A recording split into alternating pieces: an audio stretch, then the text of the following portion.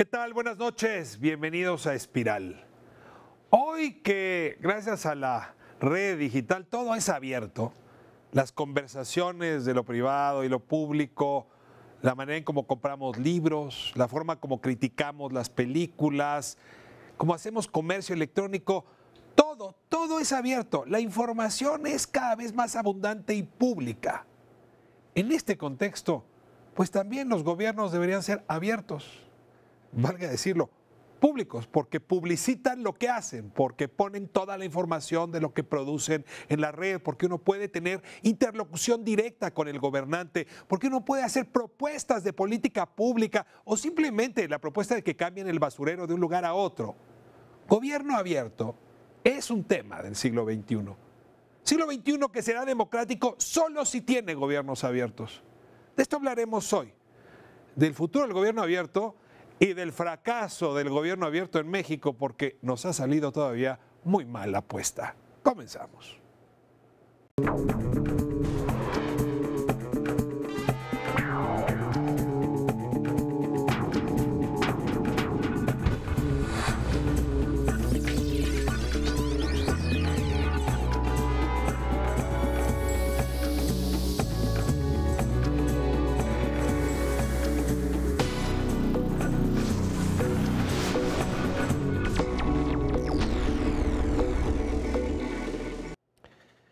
Bueno, noche de hablar del gobierno abierto y la verdad tengo un panel bastante interesante. No es la primera vez que están aquí, no es la primera vez que están hablando de gobierno abierto, pero vamos a pasarle revista a discusiones previas. Les doy la bienvenida, como es tradición aquí en Espiral, y empiezo con mi amigo Joel Salas.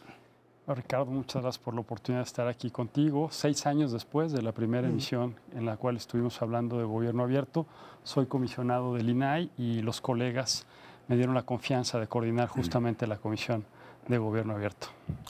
Tema interesantísimo, ahorita vamos a hablar de él porque no tengo la seguridad de que sea un término socializado, conocido como si lo es transparencia, por ejemplo. Uno dice transparencia, más o menos entiendes, anticorrupción, pero esto es gobierno abierto, ¿con qué se come? Así es que te voy a pedir a ti y a los demás compañeros que nos ayuden a esta definición. Le doy la bienvenida también, colega de largas luchas, Alejandro González. Ricardo, un gusto estar aquí de nueva cuenta, estar por supuesto con Tomás, con Joel, también colegas de muchas luchas. Soy director general de GESOC y en mi tiempo libre copresidente a nivel global de la Alianza para el Gobierno Abierto, hasta hace algunos meses, ¿no? Entonces, muy metido en el tema. Ahora les dio por renunciar a esa alianza. Es tema de hoy, ¿no? ¿Por qué renunciaron a la alianza del gobierno abierto? Lo vamos a platicar. ¿Y qué te contestó el INAI? Hay que verlo. Y está también para aclarar algunos puntos Tomás Severino. Me da mucho gusto, Tomás. ¿Qué tal? Buenas noches, saludos. También un gusto compartir esta plática con ustedes.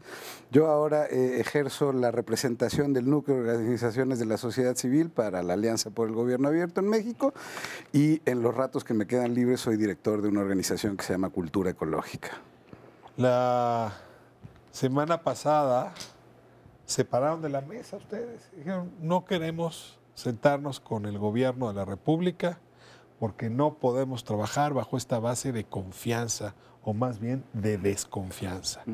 Y fuiste tú concretamente el que pusiste la frase, ¿no? En esta situación de desconfianza, ni quien se siente. A ver, de eso vamos a hablar hoy, por qué aventaron, ¿no?, la mesa, por qué dejaron y dónde están. Pero antes de ir hasta allá, antes de contarles el final de la telenovela, vamos más despacio, porque un día Caperucita iba por el bosque y de pronto se encontró con el lobo. Vamos a hablar de la primera escena de esta discusión. Gobierno abierto. Es un tema complicado. Uno puede hablar de comercio abierto, uno puede hablar de ciencia e investigación abierta gracias a las redes. Hoy puede uno hablar de una comunicación muy abierta. Hombre, los buscadores hoy han abierto toda la información. En este sentido, el término abierto ha ido ganando terreno cuando uno habla de lo digital. Pero, ¿qué quiere decir el adjetivo abierto cuando uno habla del gobierno? A ver, gobierno abierto quiere decir que la autoridad renuncia al monopolio de definir los principales problemas públicos y sus soluciones. Válgame. Y ya que partes de esa premisa, hay dos valores o dos principios que estructuran esta nueva relación. Por un lado, la información, la transparencia, pero por el otro lado, la participación. Entonces, lo que busca Gobierno Abierto es, gracias a la revolución en las tecnologías de la información, generar una nueva relación con la sociedad. Y eso es lo que hemos venido intentando hacer en México desde el 2011, con sus altas y sus bajas, y pudiésemos entrar a hablar de compromisos concretos que se han logrado gracias a esta alianza que establecimos organizaciones de la sociedad civil, el órgano garante y en un primer momento el Ejecutivo Federal. A ver, déjame ver si entiendo. A mí me educaron recientemente ustedes en gobierno transparente Sí. o gobierno que rinde cuentas. Así es. Y me siento fuera de moda, Sí. ¿no? Porque parece que tengo que desaprender lo que me habían enseñado, porque gobierno transparente y gobierno que rinde cuentas no es lo mismo que gobierno abierto. A ver, ¿dónde Para está nada la es lo diferencia? mismo, para nada es lo mismo. Mira, es un cambio de paradigma en la forma del ejercicio del poder público. Es un gobierno que reconoce que los problemas públicos son tan... Cambio de paradigma, ¿qué quiere decir? Cambio de época. Cambio de visión, de la forma. Me cambio los lentes, ya no van a Así ser es. rojos, ahora van a ser Ahora azules. van a ser azul. Y por una razón muy sencilla, porque el gobierno empieza a reconocer que los problemas públicos son tan complejos, ¿sí?, tan difíciles de solucionar, que lo que se requiere para resolverlos son capacidades, recursos, conocimientos, que no necesariamente están en posesión del gobierno y que muchos de ellos están en manos privadas, ciudadanos comunes y corrientes, empresas privadas, organizaciones, y que la forma de resolverlos requiere del concurso, la sinergia, la interacción, la cooperación entre todos estos actores para hacerles frente de una manera más eficaz, más eficiente, pero más importante, más sostenible en el tiempo y más legítima en términos democráticos.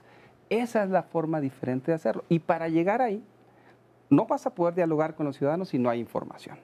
No vas a poder dialogar con los ciudadanos si no hay una interacción a través, por ejemplo, de las tecnologías de información. No vas a poder dialogar con los ciudadanos si de entrada no tienes espacios para hacerlo. De eso se trata el gobierno abierto, cambiar la forma en la que eso sucede, ¿no? Hay un ejemplo, Tomás, que a mí me gusta mucho, y es esta historia de haber sido el primer año del gobierno de Miguel Ángel Mancera, cuando decidió hacer pública la información de dónde había racks de bicicletas y Sí. cuáles estaban ocupadas o no. Esa información así en bruto Aparente. la publica, y una chavita de estas geeks jóvenes hace con esa información una aplicación que hoy tienes en tu teléfono y puedes saber dónde hay bicicletas y cuáles están libres y cuáles no. Es decir, gobierno que de manera abierta pone información que hasta parecería ociosa y que de pronto se vuelve una aplicación. Eso es como metáfora del gobierno abierto. Sí, a ver, la información pública, por definición, un poco a lo mejor aquí viene la liga con la transparencia y el acceso a la información, pues es nuestra, es de todos, ¿no? Mucha de esa información está en las oficinas de gobierno y está varada, está en los cajones o en los archivos. Hay problemas públicos, hay tecnologías, hay deseos, hay gente que quiere participar, hay soluciones. Entonces, gobierno abierto, digamos, para simplificarlo, también es poner todas esas cosas juntas en una misma mesa. La información que es nuestra y que no necesariamente se le está sacando la utilidad social, ¿no?, que se tiene porque responde a una obligación de transparencia, pero que su función no está llegando. Hay problemas que necesitan ser atacados, resueltos, y que están identificados también desde grupos sociales. Hay organizaciones, hay personas, hay instituciones que quieren participar, y Gobierno Abierto brinda, a través también de este tema de la innovación tecnológica, una oportunidad para poner sobre la mesa estos elementos y a partir de entonces sí poder generar soluciones de una manera más participativa, más consensada, pero que además que tengan como objetivo el uso para un beneficio público de esta información. Well, yo tengo recuerdo de mi juventud, ocurrió hace algunos años, en que me fui a comprar una enciclopedia, de estas que vendían por mensualidades. No me acuerdo si era Larousse o cuál, pero me acuerdo que se veía re bonita en mi librero. Ahí la tengo todavía. Hoy un muchacho de 20 años sería ridículo que se pusiera a hacer esto. Tiene Wikipedia. Y Wikipedia, hablando del cambio de paradigma, pues es una enciclopedia al alcance de todos que no hizo un individuo, un grupo de individuos muy sesudo y muy inteligente, sino se hace en red. ¿no? La gente añade, corrige. Entonces tenemos la mejor enciclopedia posible porque está viva, cambiando todo el tiempo. Wikipedia es una enciclopedia abierta. Así es. La enciclopedia Larousse era una enciclopedia cerrada. Hasta aquí vamos claros. ¿Puede un gobierno dejar de ser Larousse y convertirse en Wikipedia? Aceptar que venga un ciudadano cualquiera y le enmiende la plana, o no encuentra una definición y la mejora, o mejora un problema porque entiende mucho mejor el fenómeno que el funcionario público. Es decir, esto que decía hace un rato, ¿puede el gobierno decir, me abro al punto de reconocer con humildad que hay alguien fuera del gobierno que podría arreglar mejor las cosas? Creo que esa es la esencia y es el principio del gobierno abierto. El problema al que nos enfrentamos es que la autoridad podemos hacer solo lo que nos faculta la ley, mientras que los particulares pueden hacer todo excepto lo que les prohíbe la ley. Y es ahí en donde se da esta sinergia positiva, en donde un gobierno que se abre sí le permite a la ciudadanía que le diga con todas sus letras, te equivocaste. La maximización a la solución de este problema público es esta. Y el gobierno, en vez de tratar de descalificarlo y de echarle a múltiples actores encima, lo toma, lo asume como propio. Pongamos un ejemplo. Se construye en el lugar que quieras de la República un puente que en principio debe haber costado 100 millones de pesos y se debió de haber hecho en un año. El puente, en el mejor de los casos, costó 150 millones de pesos y se hizo en 2 años. Se hace una especie... Suena a Durango, pero con más dinero y más tiempo, pero ya más o menos. Pon el lugar que gustes. El espinazo del diablo. Gobierno abierto, en principio, ya que hizo uso de la información que debe de estar pública, de a quién se contrató, cómo se ejecutó, la calidad del puente, pudiese venir una recomendación por parte aquí de un gremio de ingenieros, una cámara de la industria de la construcción, y te dice, si quieres volver a hacer un puente con esas características, con ese plazo y con ese dinero, aquí está la solución.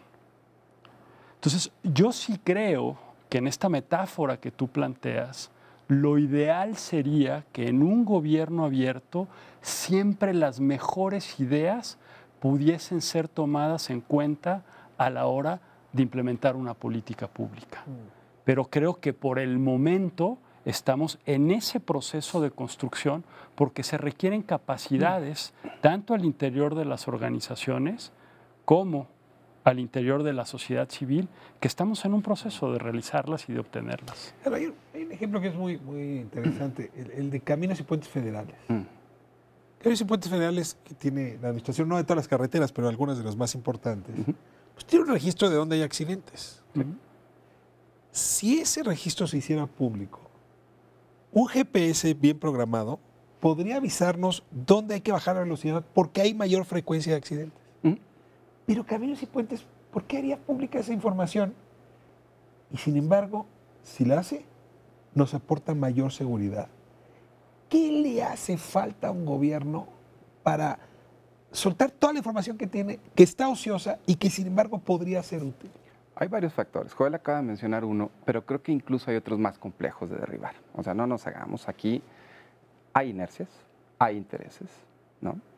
Y hay eventualmente una falta de cultura, ¿no?, de parte del funcionario público para poder salir de las fronteras de la burocracia, porque el esquema de incentivos y castigos en la administración pública no está puesto para eso. Y hay que decirlo de manera muy clara. Un órgano interno de control, que son esas personas que eventualmente pueden sancionar a un funcionario público, te va a sancionar porque te faltó poner una firma en un documento, ¿sí?, pero nunca te va a sancionar porque no pudiste resolver el problema público que era tu obligación hacer. ¿Sí? Y nunca te van a premiar por innovar en el gobierno. Nunca te van a decir, oye, qué bien, aquí hay un incentivo porque buscaste una forma diferente de resolver las cosas. Entonces hay un conjunto de limitaciones organizativas, de esquemas de incentivos, ¿no?, de esquemas de control, que para nada privilegian la apertura gubernamental, no en términos de información, ojo con esto, ahí hemos avanzado muchísimo y ustedes lo saben muy bien, la apertura de los tomadores de decisiones para verdaderamente considerar opciones mejores que las que ellos tienen. No están los incentivos puestos, no está el esquema pensado así. Pero a ver, también es culpa de los transparentólogos. Lo voy a plantear así. La transparencia se presentó en este país como un discurso contra los funcionarios. Hay mucha corrupción. Entonces, decía Susan George, la corrupción es como el palacio de Transilvania, de Drácula. Si abrimos las cortinas, va a entrar la luz y va a matar a Drácula. Y la verdad, ese Drácula es el funcionario que dijo, la transparencia es mi enemigo, me está agrediendo. Y empezaron a aprender incluso a defenderse de la transparencia porque se ha usado contra ellos para que el órgano de control les caiga encima. Entonces, sí hay una resistencia. La pregunta es si después de esta etapa de transparencia, hoy ese funcionario puede perderle el miedo y dar el siguiente paso, que no es la transparencia, no es abrir la cortina, ¿eh? Es decirle, pásele al castillo de Transilvania, visite todos los lugares, baje al sótano, ya acabamos con Drácula, pero esto es casa de todos. ¿Ese salto cultural es posible? Sí, claro, es posible, es necesario, pero también recordemos, llevamos 13, 15 años de tener una legislación y empezar a desarrollar este marco institucional contra muchas décadas de cultura. Drácula. Pues sí, ¿no? La información es mía, es mi coto de poder, mi ladrillo de poder desde la visión del funcionario, es información que le pertenece al Estado, que le pertenece al gobierno, que le pertenece a esta dependencia. Recordemos también que ahora, por ejemplo, siguen siendo uno de los grupos usuarios más importantes identificados por las métricas correspondientes, los mismos funcionarios públicos, a quienes les resulta más fácil hacer una solicitud que pedirla por oficio, ¿no? Entonces, ciertamente hay barreras, ciertamente también hay miedo, el tema de los incentivos, ¿por qué la diste, por qué no la diste? Pero también hay una transformación de cuál es el fin de la información, para qué sirve. Y esto no solo está pasando dentro de las dependencias que tienen bajo su custodia la información, sino también del lado de la sociedad. ¿Cómo hacer que el funcionario quiera cooperar con el gobierno abierto? Yo creo que hay funcionarios que ya están cooperando. Lo que se necesita es como crecer esa red al interior de las instituciones y para ello es fundamental que el diálogo no se rompa, que seamos capaces de poder demostrar la utilidad que tiene para la sociedad en su conjunto el que se generen estas lógicas. Me voy a ir un poquito atrás en términos de lo que implica para una democracia el hecho de tener otro tipo de fuentes de legitimidad más allá de la que da el mandato electoral. En el momento en que tú como autoridad y como gobierno abres espacios de diálogo con las organizaciones de la sociedad civil, de la mano con las organizaciones de la sociedad civil, defines problemas específicos que en el periodo de 1 o de 2 años tienes que resolver y das esos resultados, ahí estás generando un espacio de confianza, ahorita me centro solo en México, en un momento en donde todo el mundo está cuestionando el por qué la democracia no da los resultados que tiene que dar. Si eso lo escalamos al escenario internacional, yo creo que hay tendencias ahorita a nivel mundial, lo vivimos con el Brexit, lo vivimos con la llegada de Trump, a cerrarse, a que los estados-nación crean que pueden resolver sus problemas de una manera endocéntrica. Gobierno abierto, escalándolo, lo que busca también es generar un diálogo entre naciones, entre países, para, aprendiendo de esta comunidad que está en proceso de construcción y siguiendo con tu metáfora de Wikipedia, se pueda implementar lo que ya vimos que dio resultados en contextos distintos. Es muy interesante cómo lo pones, porque si uno ve cuando han ocurrido las revoluciones más trepidantes, cuando hay un desencuentro generacional, cuando en el porfiriato no se querían ir los científicos, cuando en la Rusia de los zares no había acceso a las generaciones más jóvenes, es probable que lo que estemos observando en el mundo sean gobiernos como mi enciclopedia Larousse, con generaciones que viven con Wikipedia. Sí. Y eso produce ilegitimidad. Y eso produce crisis de la democracia. Y eso podría resolverse con un diálogo que construya gobierno abierto. Déjenme irme a corte y regresamos para seguir hablando de este tema que, como usted ve, debería ser más próximo de lo que es a nuestra discusión cotidiana.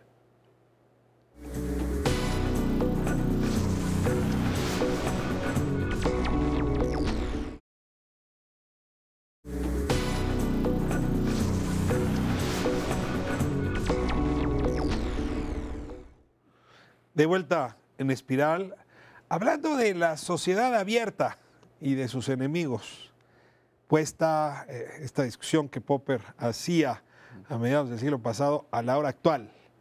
Ciertamente las sociedades tienen una de dos, o cerrarse o eventualmente permitir que las 100.000 millones de conexiones neuronales que tiene cada ser humano puedan conectarse con muchas otras conexiones neuronales y producir una inteligencia más amplia, porque abrirse a la comunicación, al intercambio, nos vuelve no solo personas más inteligentes, sino sociedades más inteligentes. Y el gobierno abierto es eso, es un gobierno más inteligente, porque junta más inteligencia, punto.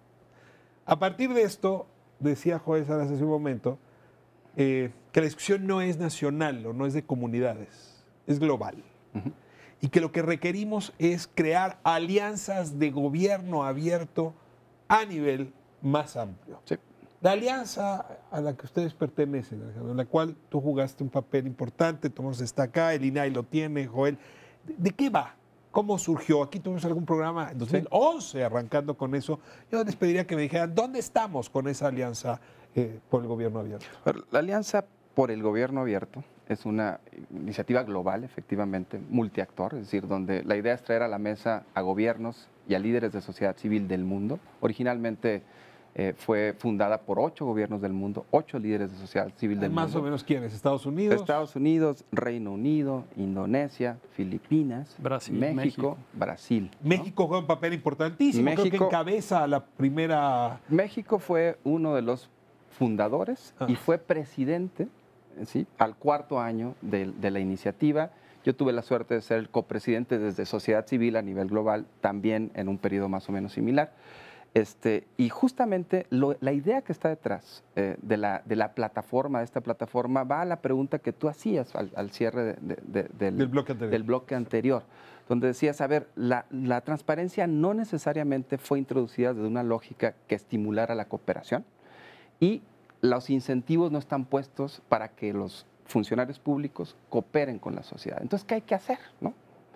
La respuesta fue muy sencilla, muy interesante, pero a la vez con mucho potencial transformador, que fue, ¿por qué no creamos un espacio de seguridad en donde la idea sea sentar a gobierno, no cualquier persona de gobierno, de confianza, para allá iba, así es, de seguridad en el sentido de una atmósfera de seguridad en donde tengamos protegida. La idea, así es, de que quienes se van a sentar del lado de gobierno son personas interesadas en hacer innovaciones, de utilizar la sabiduría y la información desde la sociedad, y quienes podrían hacerlo del otro lado de la mesa son organizaciones, líderes de sociedad civil, que justamente lo que buscan es eso. Y al encontrarte con otro que piensa similar, podamos formar una alianza entre estos, que de manera conjunta empiecen a pensar en ese ambiente de seguridad cómo realmente podemos enfrentar problemas públicos desde la cooperación. Por lo tanto, lo único que te va a dar el espacio de seguridad es tener confianza de que el que está del otro lado de la mesa es alguien que está de buena fe, queriendo cooperar en buena lid, utilizando esa información, no para develar grandes problemas, ¿no?, y lo mal que está el gobierno, sino realmente cómo le hacemos y aprovechamos esa información de manera constructiva para resolver problemas. Ese es el espíritu de la Alianza para el Gobierno Abierto. Es una idea tan básica y tan sencilla que rápidamente se extendió al nivel de que hoy estamos hablando de 75 países y cientos, decenas de organizaciones y líderes de sociedad civil en el mundo haciendo esto. México ha seguido siendo líder, el gobierno mexicano ha seguido siendo líder de esta iniciativa. Digamos, México ha dado ejemplos de cosas que han sido replicadas, valoradas en el plano internacional. Este secretariado técnico tripartita, digamos, como materialización de espacio de diálogo para implementar o llevar a cabo la alianza en un país, me parece que es una de las cosas que llamó la atención. Es decir, porque ahí sí cada país es libre de organizarse como quiera. Exactamente. Y esto ha dado que digamos... Tripartita porque está sociedad civil, gobierno y órgano garante. Y órgano garante, que es el Exacto. Y entonces, Instituto Nacional de Acceso a la Información, que debe ser Instituto Nacional de Gobierno Abierto.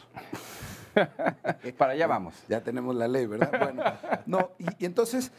A partir de esto, por ejemplo, muchos países en la región han buscado institucionalizar a través de una comisión que venga de la oficina de la presidencia o una comisión de enlace con otros poderes. Es decir, México sí ha dado un ejemplo de esto. Otro ejemplo, te diría yo, por ejemplo, tiene que ver con... Nos pusimos a pensar que para las acciones de un tercer plan de acción tendríamos que ser mucho más estratégicos, teníamos que tener una visión de más largo alcance, teníamos que aprovechar esta suerte de matrimonio entre la Alianza por el Gobierno Abierto y la Agenda 2030 de las Naciones Unidas y sus 17 Objetivos de Desarrollo Sustentable. Entonces en México dijimos, vamos a vincular la construcción de este plan de acción y de los dos siguientes con cada uno de los objetivos de la Agenda de Desarrollo Sustentable. ¿No? Me parece que esos serían dos de los aportes así que me vienen a la mente. Desde el órgano garante, desde el INAI, ¿qué les tocó aportar? Mira, curiosamente, hace 6 años casi estuvimos aquí contigo. Si mal no recuerdo, fue el 30 de octubre de 2011. ¡Bárbaro! La alianza se presentó... A mi edad, ese nivel de memoria no la tengo. Bueno, ni a la mía, ¿no? Vale la pena ver muy rápido imágenes y el tiempo se va a ver qué ha pasado por nosotros. La alianza se presentó el 21 de septiembre, es decir, un mes previo. Hoy, evidentemente, estamos en otra situación. Y en ese momento, cuando salió el gobierno con el plan de acción, sociedad civil dijo, esto no es gobierno abierto, porque los compromisos se definieron de manera unilateral. Y ahí fue que hicimos la propuesta de la construcción de este secretariado técnico tripartita, en donde se involucró al IFAI, en ese momento a la Secretaría de la Función Pública y las organizaciones de la sociedad civil. O sea, ¿la agenda la pusieron desde presidencia? Fue un proceso que empezó a pasar de presidencia a Cancillería y terminó en Función Pública. En ese momento estábamos en Función Pública. Y ahí, digamos, la agenda de prioridades no se consensuó, no se construyó. Se generó, dado el reclamo que tuvo sociedad civil, porque sintió que no se tomó en cuenta las propuestas que ellos hicieron, se generó otro plan de acción. Falta de experiencia, de construcción, maldad, pero política. Lo que quería responder a tu pregunta concretamente es el papel que ha jugado el órgano garante ante la coyuntura que nos encontramos ahorita. Gracias en ese momento al IFAI, hubo cambio de autoridades en el Ejecutivo Federal y el IFAI logró darle continuidad a gobierno abierto. Que la nueva administración, independientemente del partido político que fuese, pudiese darle seguimiento a este programa que se estaba construyendo. Hoy, lo que está haciendo el órgano garante es que gobierno abierto deje de ser algo abstracto en el Ejecutivo Federal para llevarlo a la comunidad, para llevarlo al barrio, para llevarlo al municipio, para llevarlo al Estado. Y en eso ahorita nos encontramos. De hecho, gran parte de las energías en este momento del INAI están sobre todo focalizadas en lo que llamamos ejercicios locales de gobierno abierto, no tanto en el ámbito federal. Queda claro que la alianza tripartita ha dado sus frutos. El gobierno solo no hubiera podido, la sociedad civil solo no hubiera podido, el órgano garante solo no hubiera podido. Mesa de 3 patas. Sí. La semana pasada, la mesa se quedó con 2 patas. Y no necesito explicar, según Newton, qué ocurre cuando uno le quita una pata a una mesa de 3 patas. ¿Por qué si salieron? Si era tan importante, si es tan fundamental, ¿por qué tiraron la mesa? A ver, hay 2 razones fundamentales que es muy importante explicar a detalle, pero lo haré brevemente. La primera es, quedó claro ya en el transcurso de la discusión que para tener un espacio de co-construcción gobierno-sociedad civil se requiere confianza. Y la confianza es algo que se gana a centímetros, ¿no? Y se pierde rapidísimo, ¿no? ¿Tú sabes de quién es esa frase? No lo sé. Bellísimo. Eres buenísimo. No, la confianza se gana a milímetros y se destruye a kilómetros. Totalmente. Sueño de una noche de verano de Shakespeare. De Shakespeare, mira nada más. Desde ahí. Lo tendré más claro de aquí en adelante. Pero justamente, si no hay confianza, no hay posibilidad de co-crear. Habíamos venido construyendo una relación de confianza, gobierno, sociedad civil, INAI, en los últimos 5 años. Cuando de repente surge por un lado, un informe, ¿sí? Que no producimos en México, sino que produce, ¿sí? que publica el New York Times y que es validado por una agencia internacional, una organización especializada en temas de tecnologías de información. City Lab de Toronto. City Lab de Toronto, que da cuenta de que mientras estábamos construyendo el tercer plan de acción, ojo con esto, algunos colegas de sociedad civil, 2 en particular, que estaban en uno de los compromisos, había evidencia de que habían sido espiados de manera ilegal. Pregunto, Alejandro, ¿por el gobierno? Esa es una muy buena pregunta. Porque es hipotético. O sea, fueron espiados, el programa con el que fueron espiados, que es el Pegasus, es un programa que se le vendió al gobierno, pero podría estar en manos de privados. ¿Tiene usted certeza de que ese programa fue utilizado por el gobierno para espiarlos a ustedes? Déjame aclarar el punto, porque lo que acabas de mencionar es muy importante. Ojo, nadie dijo desde la sociedad civil que fue el gobierno. La primera reacción de sociedad civil, de nosotros, fue, a ver, si hay evidencia de que esto sucedió, a nuestros partners, a nuestros aliados dentro de la Alianza del Gobierno Abierto, que son los campeones del Gobierno Abierto, que son Secretaría de la Función Pública y el INAI, les pedimos que por favor nos ayuden a clarificar esto. Y hubo una solicitud formal para que por favor, en el límite total de sus capacidades administrativas, normativas, jurisdiccionales, de todo tipo, pudieran ayudarnos a esclarecer qué es lo que había pasado, ¿no? Y efectivamente pudiéramos contar con esa información. ¿Se le mandaron carta al INAI? Al INAI y a la Secretaría de la Función Pública, diciendo, ustedes que son nuestros aliados y que creen en el gobierno abierto, ayúdenos a esclarecer esto para que eventualmente podamos seguir trabajando en confianza. A ver, déjame ver si entiendo bien. El New York Times publicó esta nota alrededor del 11 de febrero de este año. Así es. ¿Cuándo mandaron ustedes estas Inmediatamente cartas? Posterior. Tomás, tú tienes... 17 de febrero. 17 de febrero. Nomás para reacción Pasadito inmediata. el Día del Amor y la Amistad. Así es, así es. Bueno, ¿y qué pasó? ¿Qué hizo el INAI? A ver, en el INAI recibimos la carta. La carta no tuvo respuesta. Dentro del INAI. Al interior del INAI, pero yo más que concentrarme en qué pasó, me gustaría centrarme en qué podemos hacer. Pero nada más para explicarle al auditorio, porque, a ver, el INAI guardó la carta. El Secretaría de Función Pública, ¿qué hizo con ella? Lo mismo. Guardó la carta. Guardó la carta. A ver, ¿porque no la consideraron relevante o porque era una bomba? A ver, yo creo que hay dos cosas interconectadas aquí. La primera, creo que no se alcanza a entender todavía, y eso es penoso, después de tanto tiempo, que la atmósfera y el espacio de gobierno abierto es un espacio de confianza y que lo que queríamos justamente era una explicación, una clarificación que nos permitiera seguir navegando en una atmósfera de confianza. Cuando no hay una respuesta o al no dar una respuesta, independientemente de cualquiera que ésta sea, lo que denota es una falta de comprensión de por qué estábamos pidiendo esto y qué es lo que quería ver ahí, ¿no? La respuesta de ambos órganos, del INAI y de la... Es no respuesta. Y de la Función Pública posterior. Ustedes lo que dicen es, pasaron 90 días, no hubo respuesta, hacen su conferencia de prensa, le cortan una pata a la mesa, dicen, nos vamos. Y hay una reacción del INAI reclamando al Estado mexicano que no haya investigado. Y hay una respuesta muy interesante de la Secretaría de Función Pública. Es, a ver, ustedes están exagerando la nota. Ahí en realidad lo que hay es una investigación que debería denunciarse ante la PGR y debería resolverse en esa vía. Están contaminando el asunto. Total. Y en estricto sentido yo les diría, creo que Función Pública tiene razón. Me parece una sobrereacción. A menos que ustedes hayan utilizado este caso para denunciar un espionaje mayor o un acoso mayor. Y que estos sean ejemplos de algo más amplio que están viviendo. Porque no me lleva, perdóname que te lo diga, Alejandro, a ver este caso como suficiente para romper la confianza, pero sí creo que algo se rompió en la confianza que trasciende estos dos casos. Entonces, ya que estamos en el ánimo de lo abierto y la transparencia, me voy a corte y sí les ruego que me digan si hay algo más que estos dos casos. Vamos a corte. Va.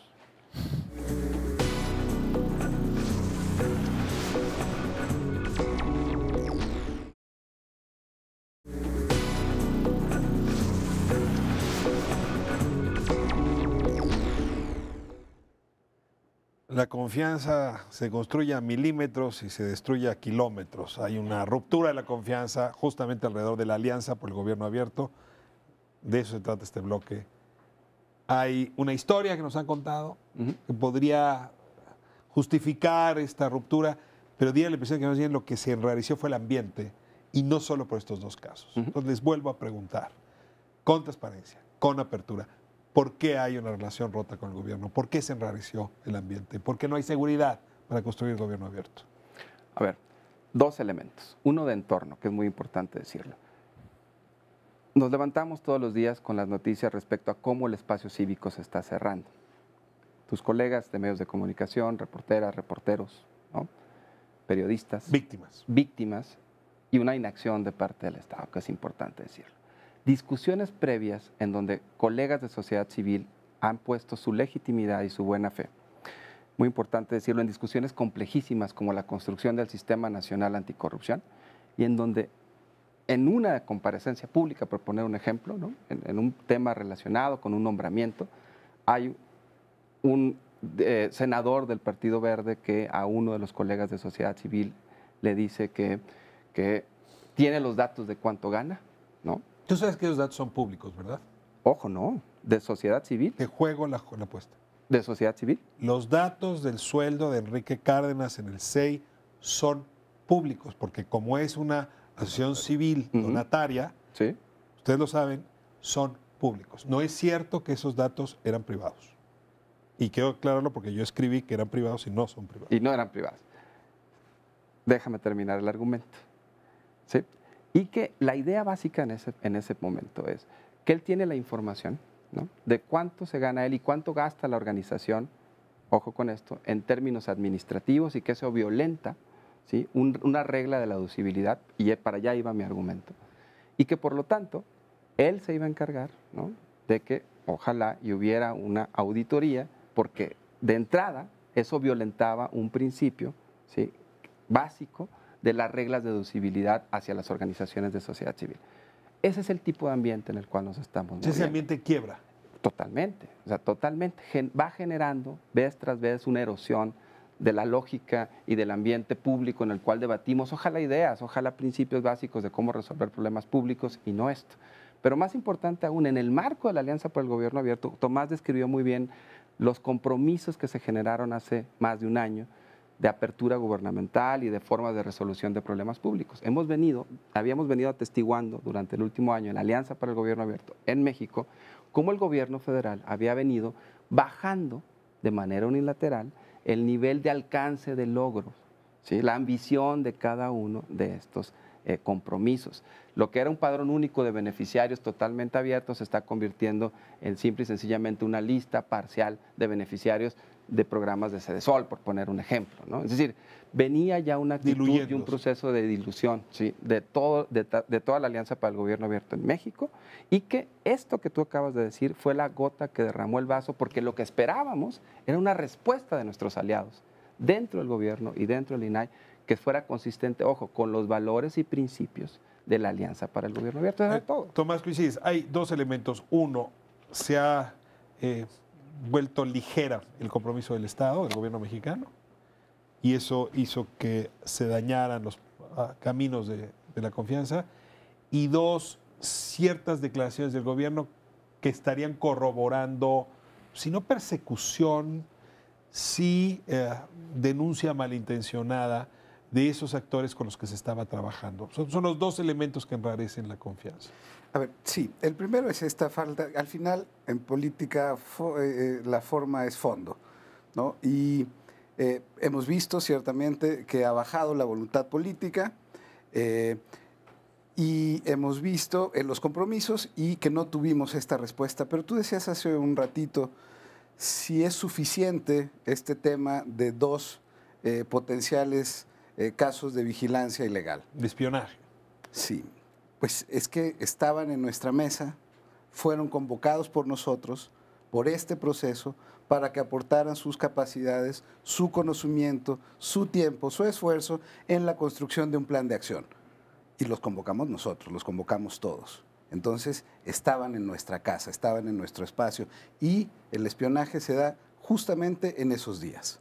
Se da entre las primeras jornadas, pues tuvimos un proceso, jornadas, mesas de trabajo, entre ese tiempo. Entonces, primero, a nosotros eso ya nos parece suficiente para decir, estas dos personas, uno de una institución pública y otro de una institución civil, y levantamos la mano.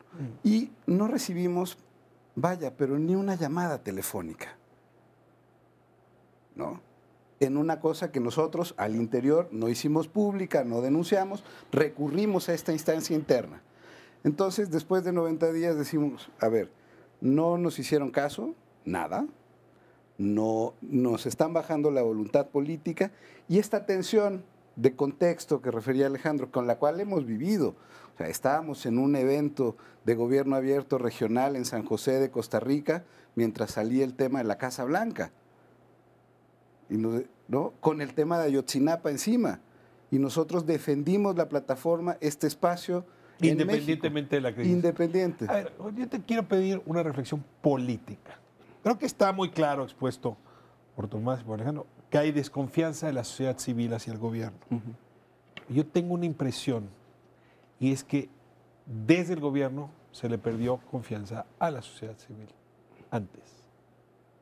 Si te pones a espiar a alguien, si te pones a denunciar en el Senado cuánto gana un director porque no te parece y ahí mismo ya lo juzgas, lo que hizo Carlos Puente como senador en ese evento al que hacían referencia, empieza a darte cuenta que el gobierno siente que se equivocó trabajando con la sociedad civil. Entonces esto es peor, porque Puente en realidad está quebrado de los dos lados. Lo que pasa es que nos dimos cuenta hasta ahora que el gobierno había roto antes que la sociedad civil. Supongo Probablemente la mesa en realidad ya le queda una sola pata. Joel, bienvenido a esta casa.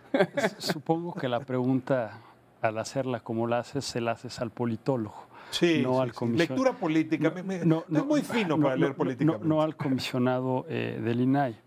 Yo en primera instancia sí quisiera dejar como una postura clara en términos del INAI, que somos un cuerpo colegiado y que en efecto salimos con un comunicado en donde creo que queda muy clara la postura de preocupación como una institución del Estado mexicano, como un órgano garante que en su momento fue útil para sacar adelante momentos de tensión en el seno de la Alianza para el Gobierno Abierto.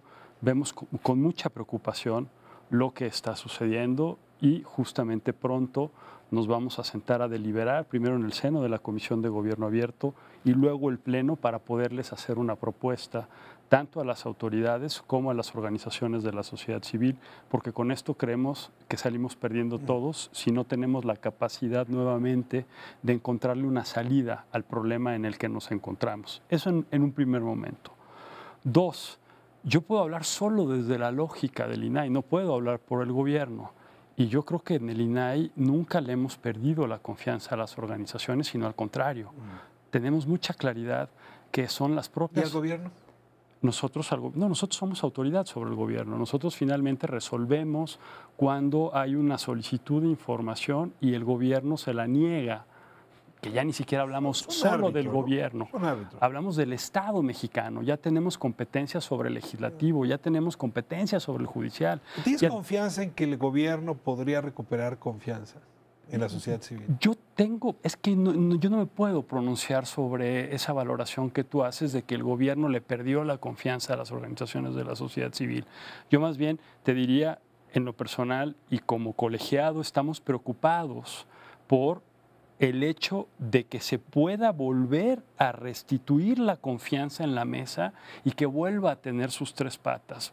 Y hay una razón, yo creo, muy importante por el cual el instituto no va a cejar sus esfuerzos y creo que las organizaciones de la sociedad civil en un comunicado de ayer o antier lo dejaron con mucha claridad manifestado.